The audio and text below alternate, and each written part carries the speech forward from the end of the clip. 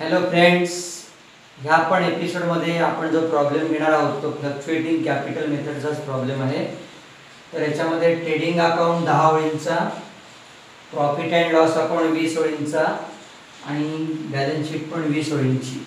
या प्रॉब्लेममध्ये पण पार्टनरचा कुठेही रेशो दिलेला नाही, याचा अर्थ रेशो इक्वल आहे बघा. आणि सुरुवातीला आपण कॅपिटल लिहिले आहेत. कॅपिटल लिहिताना Miraj capital balance sheet liability साईडला मिराज कॅपिटल, त्याच्याखाली 5 ओळींची गॅप ठेवली आहे. आणि नंतर माधवस कॅपिटल, त्याच्याखाली पण 5 ओळींची जागा ठेवली आहे आणि दोन्ही कॅपिटलच्या अमाऊंट इनर कॉलमला लिहिलेले आहे बघा. सुरुवातीला दिले आहे ओपनिंग स्टॉक ट्रेडिंगच्या डेबिटला, तसंच परचेसेस. या प्रॉब्लेममध्ये पण रिटर्न्स दिलेले आहेत म्हणून परचेसमधून रिटर्न वजा करून बाहेर अमाऊंट ठेवली आहे. तसंच क्रेडिट साईडला सेल्सचे पण रिटर्न दिलेले आहेत म्हणून रिटर्न वजा करून अमाऊंट बाहेर. आता स्टार्टिंग पासून बघू आपण. स्टॉक लिहून झालेले आहे. डेटर आपण लिहिलेले आहेत बॅलन्स शीट ॲसेट साईड, त्याच्यावर ॲडजस्टमेंट नंबर 2 आणि 3 आहेत. त्यापैकी दुसरी ॲडजस्टमेंट आपल्याला अगोदर सोडवावी लागेल. प्रोव्हिजन फॉर डाऊटफुल डेट्स ₹2000, यालाच म्हणायचे RDD. ॲडजस्टमेंट मधली RDD न्यू असते म्हणून डेटर लिहिले आहेत ॲसेटला 80,500, त्यातून RDD न्यू वजा केली आहे 2000, इनरला अमाऊंट ठेवली आहे 78,500 आणि जे 2000 लेस केलेले आहेत ते प्रॉफिट अँड लॉस अकाउंटच्या डेबिट साईडला डायरेक्ट बाहेरच्या कॉलमला लिहिले आहेत टू RDD न्यू. कारण प्रॉब्लेममध्ये ट्रायल बॅलन्सवर ओल्ड बॅड डेट्स किंवा ओल्ड RDD यापैकी काहीच दिलेलं नाहीये. आता 3 नंबर ॲडजस्टमेंट बघायचे डेटरवर. आताच आपण डेटर इनरला ठेवले आहेत 78,500. या 78,500 वर 3% रिझर्व फॉर डिस्काउंट. 78,500च्या 3% काढले आहेत 2,355, वजाबाकी बाहेर ठेवली आहे.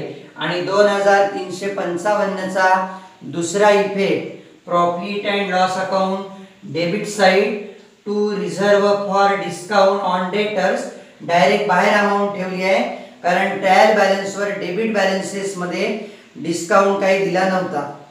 बिल्स रिसिवेबल ॲसेटला लिहिलेले आहेत. परचेसेस रिटर्न वजा करून आपण मगाशीच लिहून झालेले आहेत.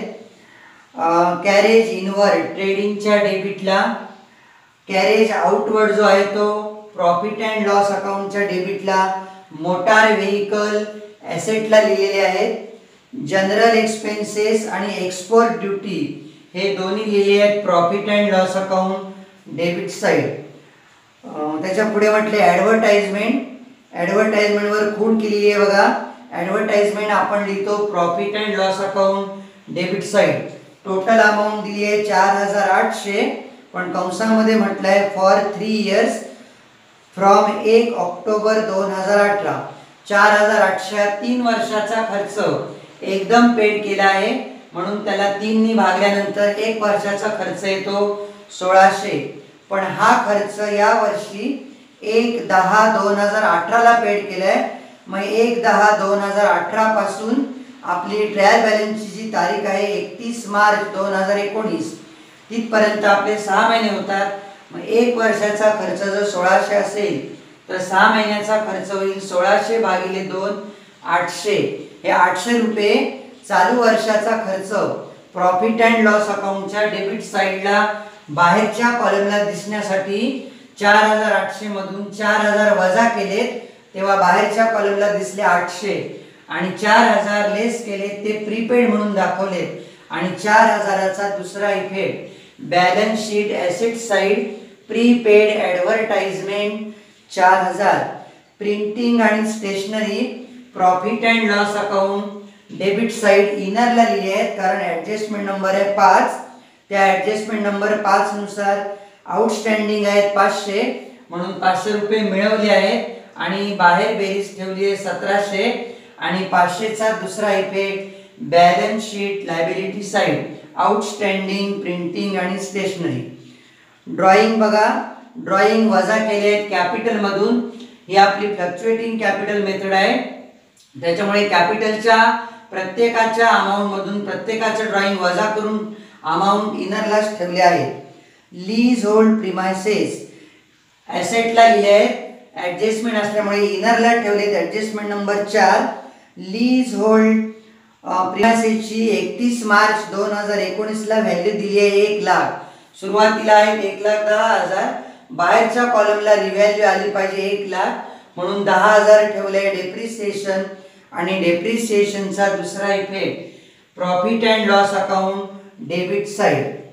कॅश ॲट बँक आणि फर्निचर दोन्ही काही ॲडजस्टमेंट नसल्यामुळे डायरेक्ट बाहेरच्या कॉलमला ठेवले आहेत ॲसेटला. क्रेडिट बॅलन्सेस चेक करा. बँक ओव्हरड्राफ्ट, बिल्स पेएबल आणि क्रेडिटर हे तिन्ही घटक लायबिलिटी साइडला डायरेक्ट लिहिले आहेत, कारण कोणतीही ॲडजस्टमेंट त्याच्यावर नाही आहे. सेल्स मगाशीच लिहून झालं आहे. आउटस्टँडिंग रेंट आणि अनपेड वेजेस दोन्ही balance sheet liability side. Capital लिहून झालेले आहेत. परचेस रिटर्न पण वजा केलेला आहे. आता फक्त लिहायचं आहे आपल्याला closing stock. Trading account credit side आणि balance sheet asset side. Trading अकाउंटची क्रेडिट साइडची बेरीज केली आहे 3,56,000. तीच दोन्ही साइडला लिहिली आहे आणि फरक काढला आहे 1,20,500. त्याला लिहिले आहे to gross profit carried down आणि हाच ग्रॉस प्रॉफिट अँड लॉस अकाउंटच्या क्रेडिट साइडला ट्रान्सफर केला आहे by gross profit brought down 1,20,500. Profit and loss अकाउंटची क्रेडिट साइडची बेरीज 1,20,500. त्यातून डेबिट साइडच्या सगळ्या अमाऊंट वजा केल्यानंतर फरक आला आहे 96,445. रेशो दिला नसल्यामुळे इक्वल करताना 2 नी भागले तेव्हा आले 48,222.5. पॉइंटच्या पुढचा अंक 5 आहे, म्हणून आपण पहिल्या पार्टनर मीराला ठेवले आहेत 48,223 आणि माधवला ठेवले आहेत 48,222, कारण एकक स्थानचे 5 आपल्याला ॲडजस्ट करायचे आहेत. हेच दोघांचे प्रॉफिट आपण त्यांच्या कॅपिटल मध्ये ऍड केलेले आहेत. तेव्हा मीराची कॅपिटलची बाहेर अमाऊंट 1,19,723 आणि माधवची कॅपिटलची बाहेर अमाऊंट 1,21,222 आणि बॅलन्स शीट आपली टॅली झाली आहे 3,30,445. प्रत्येक एपिसोडमध्ये सांगतोय मी तुम्हाला की कुठल्याही प्रॉब्लेम मध्ये जर काही समजलं नसेल किंवा एखादी ॲडजस्टमेंट समजली नसेल किंवा काही विचारायचं असेल तर व्हॉट्सअप ग्रुपवर विचारू शकता किंवा फोन करून तुम्ही पर्सनली तुमच्या शंकांचं निरसन करू शकता.